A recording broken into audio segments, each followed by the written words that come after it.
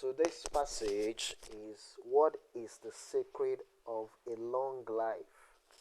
Once again, we have true, false, not given questions here. Questions 1 to 7, and then we have gap filling questions, or we can call them sentence completion questions. In fact, they are looking like, what I'm seeing here, they look like short answer questions. They are all variants of what I call gap filling questions. Some people call this short answer questions. So, what's the strategy? What are the steps? What's step 1? Start by reading the questions and identifying keywords. So, question 1 says, the greatest growth in the centenarian population across the world is in the UK. My keyword here is UK. That's the name of a country. Then centenarian population, then greatest growth. So I'm looking at the passage and I can see UK in sentence 1. This year, the number of retired pensioners in the UK exceeded the number of under 18-year-old for the first time in history. What they wrote there about UK is that the number of retired people exceeded the number of 18-year-old individuals for the first time. That has nothing to do with question 1. Let's go on. That's remarkable in its own right. Okay, but the real population explosion has been among the oldest of the old. Now we are seeing centenarian. Remember that centenarian is in question 1. The centenarian. Now look at the next sentence. In fact, this imbalance is the fastest growing demographic in much of the developed world. Aha! Now we have seen a sentence to back up our answer. Can you see that? That place I'm highlighting now. In fact, this imbalance is the fastest growing demographic. Fastest growing what? Demographic in much of the developed world. But take note of what it says there. Much of the developed world. It doesn't say in the world. It doesn't say across the world. It says much of the developed world. Developed world is not referring to all the countries in the world. We have what you call developing countries. We have developed countries. So this one is just referring to developed world. Let's check the next sentence. In the UK, the number of centenarians has increased by 60% since the early 20th century. So this thing that says developed world, that is my concern. In the statement says the greatest growth rate in the centenarian population across the world. It doesn't say across the developed world. So we are not sure of this across the world. We are not sure. So I'm going to go for not given. Number 2, fewer families today are looking after their elderly members. Fewer families is a keyword here. Okay, looking after. That's another keyword then. Elderly members. So let's go back to the passage. The final part of paragraph 1, and their ranks are set to swell even further. Okay, next paragraph. These trends raise social, ethical, and economic dilemmas. Are medical advances artificially prolonging life with high regard for the quality of that life? If growing numbers of elderly people become dependent on state or familial support, that's talking about family. That's talking about family. Now look at the number 2. Fewer families today are looking after their elderly. That's not really supported by that part of the passage that says familial support. If growing numbers of elderly people become dependent on, that statement is a conditional statement. If that statement in the passage is a conditional, we are not sure. It's not a clear-cut, direct matter of fact statement. It's an if statement. So, but what we have in number 2 is a direct matter of fact statement. Those two things cannot be said to be supporting each other. Yet, researchers who study the oldest old have made a surprising discovery that presents a less pessimistic view of the future than many anticipate. Okay, Well, I'm going to go for not giving for number 2 again. We are not sure of whether fewer families are looking after their elderly. We are not sure. Next statement, number 3. People who live beyond 90 years old are likely to be in good health. Ah, likely to be in good health? Okay, let me go by what the passage says. It is becoming clear that people who break through the 90 plus barrier represent a physical elite. Far from gaining a longer burden of disability, their extra years tend to be a healthy one. Ah, that's true. Number 3 is true. Interesting. So, far from gaining a longer burden of disability, the extra years tends to be healthy ones. Okay? Number 4, centenarians tend to be in better physical health than super centenarians. Let's go back to the passage. Far from, okay, next sentence says, and super centenarians or people aged 110 or over are even better examples of aging well. Centenarians tend to be, the sentence says, number 4 says, centenarians tend to be in better physical health. No. The passage says super centenarians are even better examples of aging well. So that's a contradiction. Number 4 is false. Number 4 says centenarians are better in health, but the passage says the super centenarians are better. The super centenarians are better. Look at it here again. The average super centenarian had freely gone about their daily life up until the age of 105 or so. Can you see? So, number 4 is contradicted. Number 5, none of the oldest survivors in Christensen's study could take care of themselves. So this is Christensen here. In 1998, Kara Christensen at the University of South Denmark contacted every single one of the 3,600 people born in 1905 who was still alive, assessing their health over the subsequent decade. He found that the proportion of people who managed to remain independent throughout was constantly around 1/3 of the total. Okay. Each individual risked becoming more infirm, but the unhealthiest one passed away at earlier ages, leaving the strongest behind. In 2005, only 166 of the people in Christensen's sample were still alive. Sorry, in 2005, only 166 were still alive. But 1/3 of those were still entirely self-sufficient. Question 5 says, none of the oldest survivors could take care of themselves. None? No, some were still taking care of themselves. This one says only 166 were still alive and 1/3 were self-sufficient. That means they are taking care of themselves.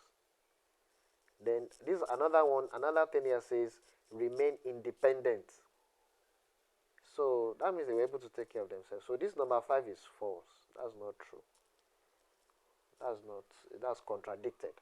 Number 6, research findings from Cambridge and China conflicted with Christensen's findings. So let's check Cambridge and China. I can see Cambridge here and I can see China here. So let's focus on this part. So Carol Bryan at the University of Cambridge studied 958 people aged over 90 and found that only 1/4 of them were living in accommodations specifically catering for the needs of older people. Research in China reveals that centenarians and nonagenarians spend fewer days ill and stay in bed than younger elderly groups. Of course, people can live independently without being entirely healthy, and it is true that most centenarians suffer from some kind of ailment. Hold on. Christensen's optimistic findings are echoed in studies all over the world. Echoed means they tend to support that study. Number 6 says research findings from Cambridge conflicted. No, they didn't conflict. False. I'm seeing so many false. What's going on? Number 7, centenarians may suffer from stronger feelings of isolation than people a generation younger. Feeling of isolation. Look at this thing here. Simple loneliness. That sounds like feeling of isolation. Let me check it again. Of course, let me highlight the place I want to read now. Look at this part I've highlighted. Of course, people can live independently without being entirely healthy. And it is true that most centenarians suffer from some kind of ailment. These range from osteoarthritis to simple loneliness. Yes. Um, then let me check. I think it's true. I'll go for true. I'm not really sure of this particular question. Number 7. But uh, I'll just go for true because of this last part. This part that says simple loneliness. It's just that this part of comparing them with people a generation younger. Ah, people a generation younger, they suffer stronger feelings of isolation.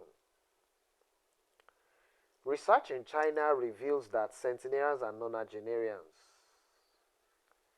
spend fewer days ill and in bed than younger elderly groups.